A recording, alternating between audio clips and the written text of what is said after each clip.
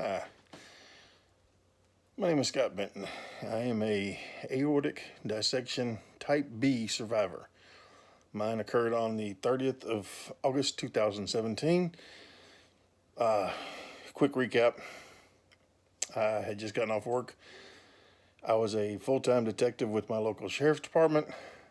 I was also a power lifter and a personal trainer. I know it doesn't look like it with this, but yes, I am.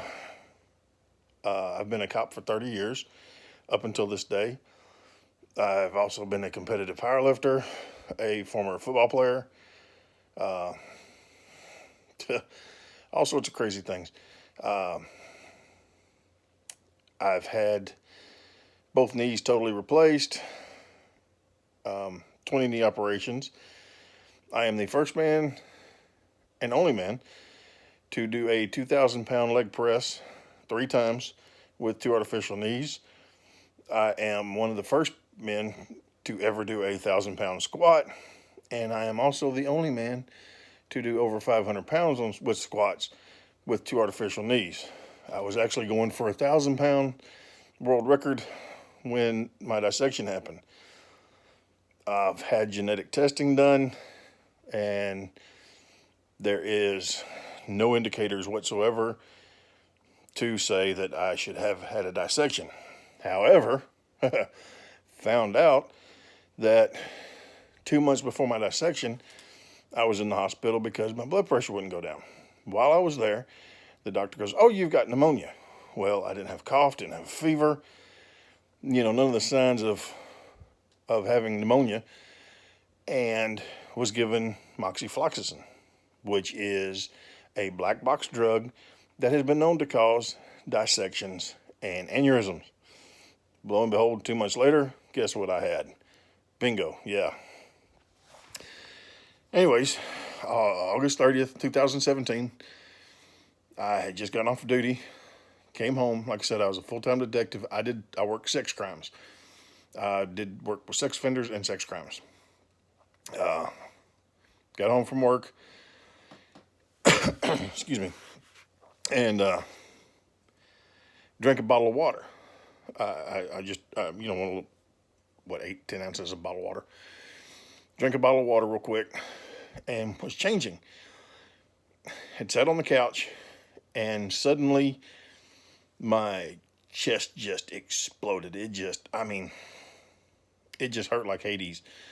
And I went through SWAT school, the whole week of SWAT school, with a knee that needed to be replaced. So pain, I can tolerate a lot of pain. I put it that way. My chest just exploded though that day. My back, my chest, I could not get rid of the pain.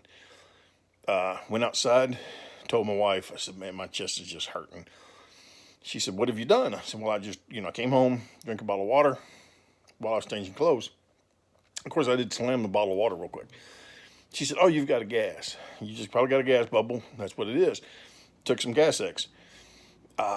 She pounded on my back. I walked around thinking that might get rid of it. It didn't. And this continued on for a while. Finally, I asked her, I said, would you rub my back?" We went to the bedroom, and her cat, Tom, was laying on the bed. And I went to go lay on the bed, and Tom started headbutting my arms. And I mean, by that point, I was really hurting. Tom started headbutting my arms. My wife even grabbed him. "Tom, get down," and pulled him down off the bed. As soon as his feet hit the floor, he turned around and jumped right back up there. Would not let me lay down. Bit me, bit her. I mean, he's never acted this way before. Just went nuts. Which was really weird. My wife looked at me, and I was starting to turn real white, sweating, and everything. She said, "You don't look good, but, take your blood pressure." Well, I took my blood pressure in my blood pressure cuff, but the time I had when it went on my wrist, and it was showing that everything was fine.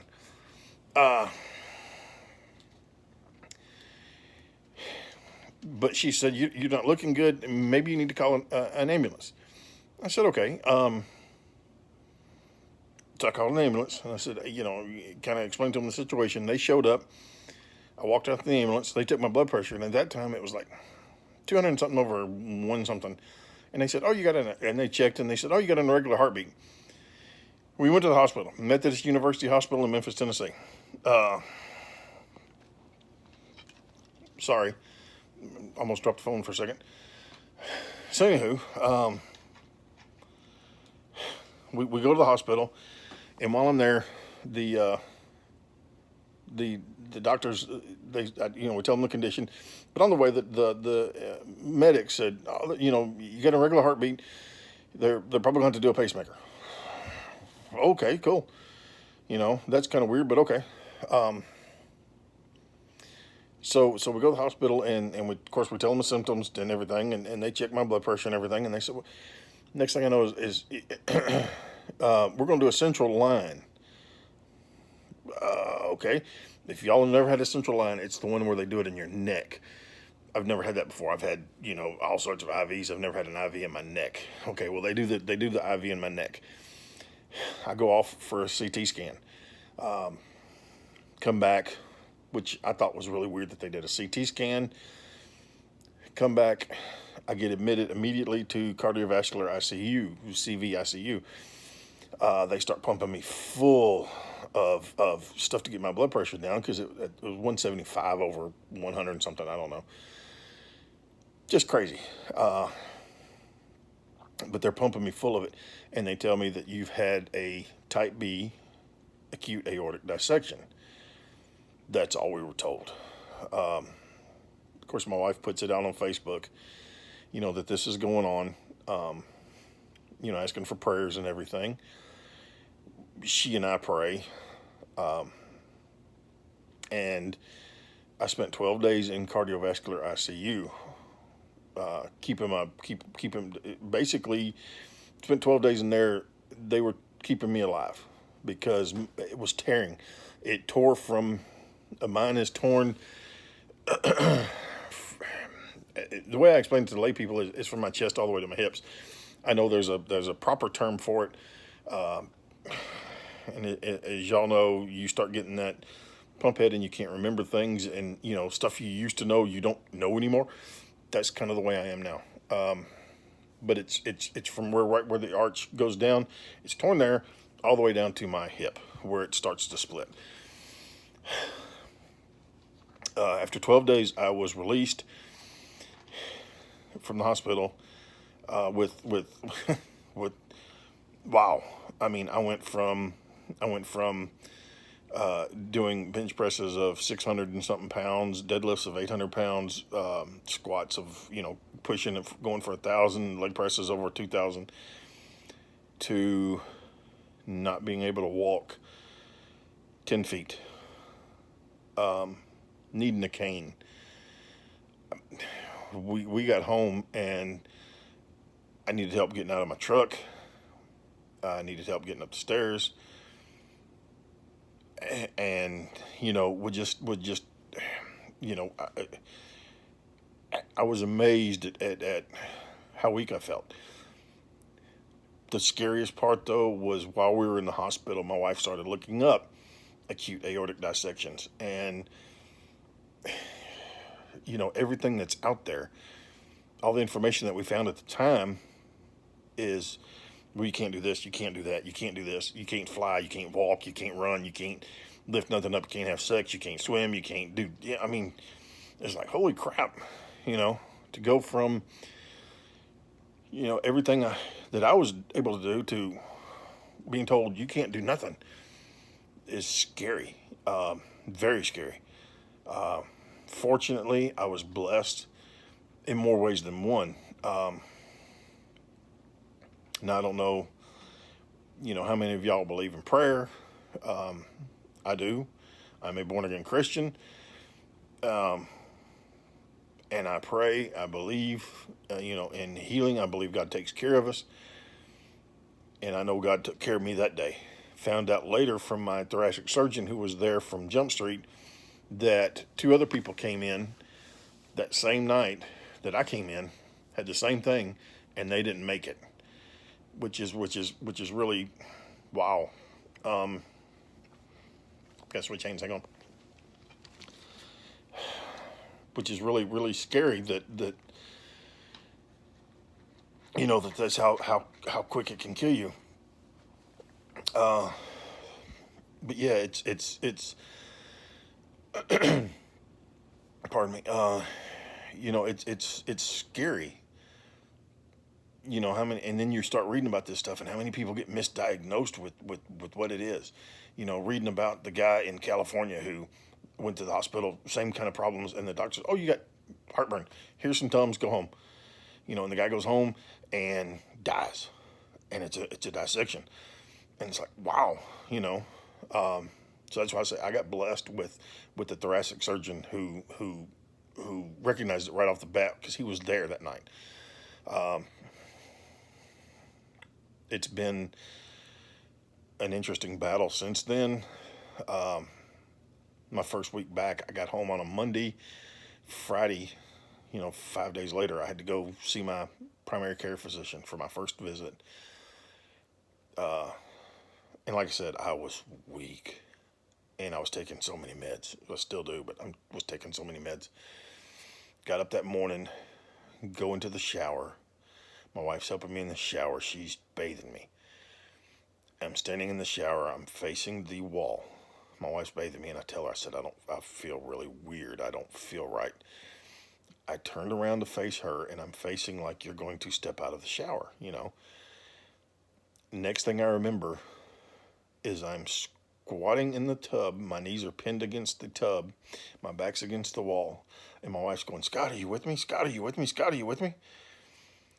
I had passed out. Uh, I helped push myself up to get straight, seated in the tub. She went and called the fire department. The guy showed up.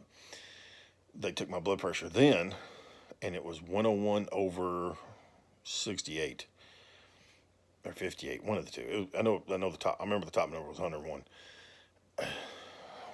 What was it when I passed out? Holy cow! They helped me out of the tub. They helped me to the couch in the living room. A couple deputy friends of mine come over to the house. They help me to the truck, and we go to the doctor. The doctor checks me over and everything, and doesn't say anything. Says, you just need to be more careful. We call the thoracic surgeon. The thoracic surgeon was so awesome because the first month or two we were calling constantly because we didn't know. My back would start hurting. Oh crap. What's wrong? He said, "Go to the hospital. You need to go to the hospital and get checked out." Went to the hospital, had another CT scan. It hadn't grown any, hadn't gotten any bigger. Um, Again, prayer works. I'm telling you, prayer works. Um, but yeah, it's been a scary road. Uh, and for the first month, I guess my wife never left my side. She was scared too, uh, because we would, you don't know if you're fixing to die. And my wife was scared. I was scared.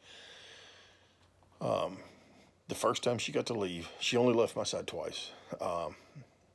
Once I had a deputy friend a friend of mine come to me at the hospital, like on my 10th day, and he stayed with me for a couple hours so she could actually go home and get a shower and change clothes. Um,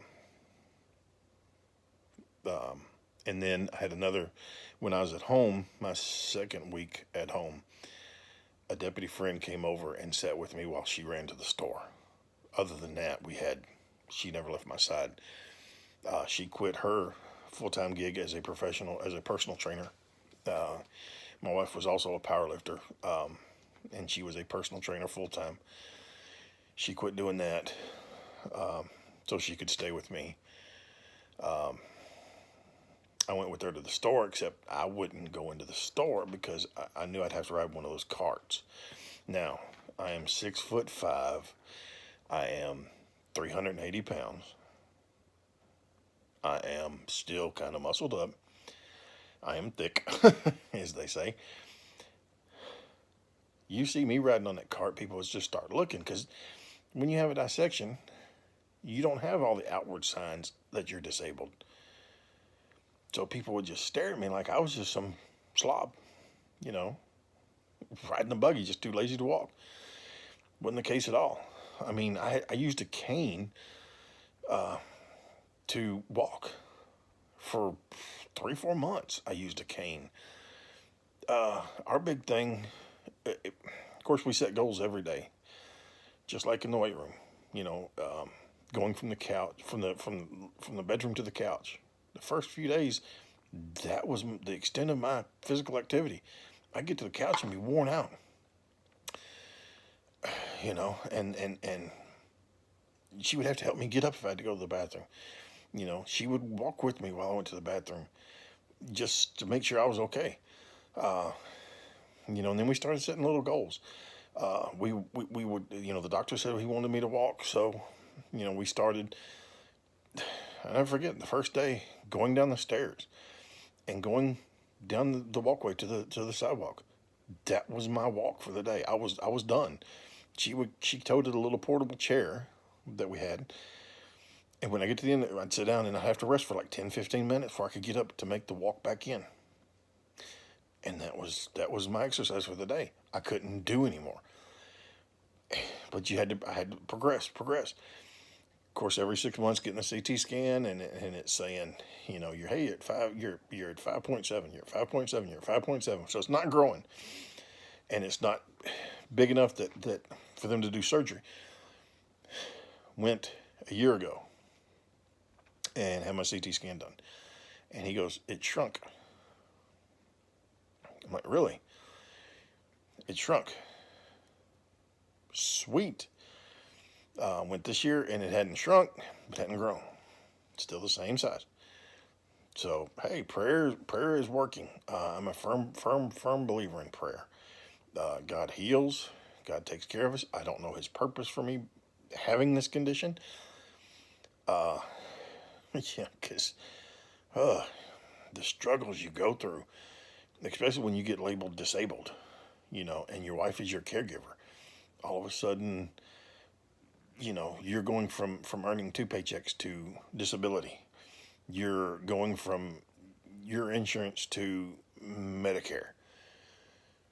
You're going from not taking any prescription drugs to 16 a day, you know, and making sure you have them, keeping them in little travel bottles. So if you go somewhere, you've got your pills, keeping clonidine on hand, keeping blood pressure cuffs with you. Just crazy. It's been an adventure. But like I said, I know there's no way I would be here where I am now if it wasn't for God watching over me and healing me. I have no doubt about that. And, you know, to those of you who are just getting started on this journey, never give up. Keep believing, keep praying, keep trying. There will always be bad days. I have bad days. Even now, you know, almost 3 years later, there's days I get up and I don't feel like doing it. I just can't. I mean, you just can't. Your blood pressure doesn't want to cooperate. Your mindset, it's tough. It's tough. I ain't gonna deny it. But you just keep going. Keep going. Never quit. Never give up. You know, there's days that you've got to take care of yourself.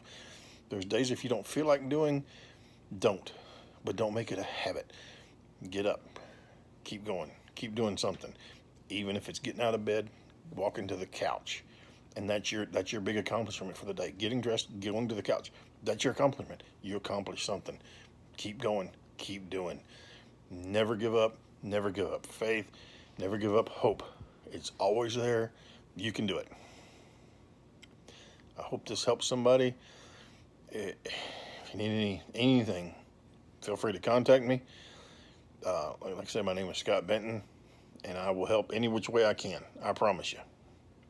Hook 'em horns.